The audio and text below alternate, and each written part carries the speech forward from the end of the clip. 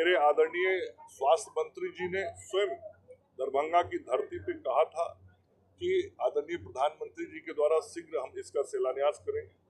आप देख रहे होंगे, मैंने इसीलिए जानबूझ के आपको पिछले 4 महीने का ब्यौरा दिया। तो 4 महीने, मेरी बात पूरी हो जाने दीजिए ना। 4 महीने में कितने काम हुए सब मैंने क्रम से आपको बताया।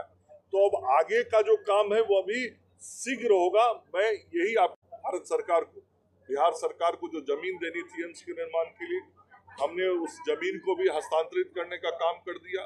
उसके बाद जो भारत सरकार के स्वास्थ्य मंत्री हैं जगत प्रकाश नड्डा जी, उनको लेके हम लोग दरभंगा आए थे। वह स्वयं उस स्थल पर गए, उस दिन आप सब लोग भी थे, और वो यही DMCH में उन्होंने इसकी घोषणा भी की कि बहुत शीघ्र हम आदरणीय प्रधानमंत्री जी के द्वारा इसके निर्माण के काम को अंजाम देने वाले हैं।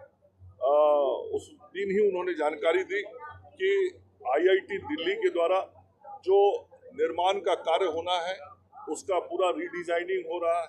तो सब काम बहुत तेजी से चल रहे हैं, परिणाम बहुत जल्द आएगा।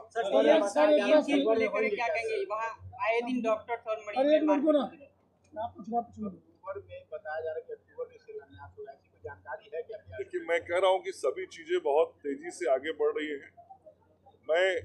मेरे आदरणीय स्वास्थ्य मंत्री जी ने स्वयं दरभंगा की धरती पे कहा था कि आदरणीय प्रधानमंत्री जी के द्वारा शीघ्र हम इसका शिलान्यास करेंगे। आप देख रहे होंगे, मैंने इसीलिए जानबूझ के आपको पिछले 4 महीने का ब्यौरा दिया। तो 4 महीने, मेरी बात पूरी हो जाने दीजिए ना। 4 महीने में कितने काम हुए सब मैंने क्रम से आपको बताया। तो अब आगे का जो काम है वो अभी शीघ्र होगा। मैं यही आपको कह रहा हूँ। DMCH से संबंधित एक सवाल है, मरीज आते हैं इलाज कराने, दरभंगा एम्स और एयरपोर्ट, दो बहुत ही महत्वपूर्ण चीज दरभंगा किया प्रभारी मंत्री ने।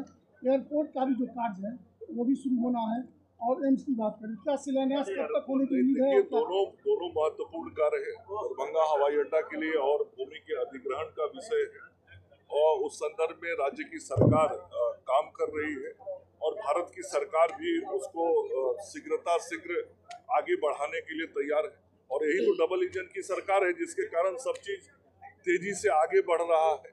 और एम्स के निर्माण के संदर्भ में भी मैंने आपको बताया कि ये सारी प्रक्रिया हो गई है, अब अगली प्रक्रिया भी शीघ्र हो।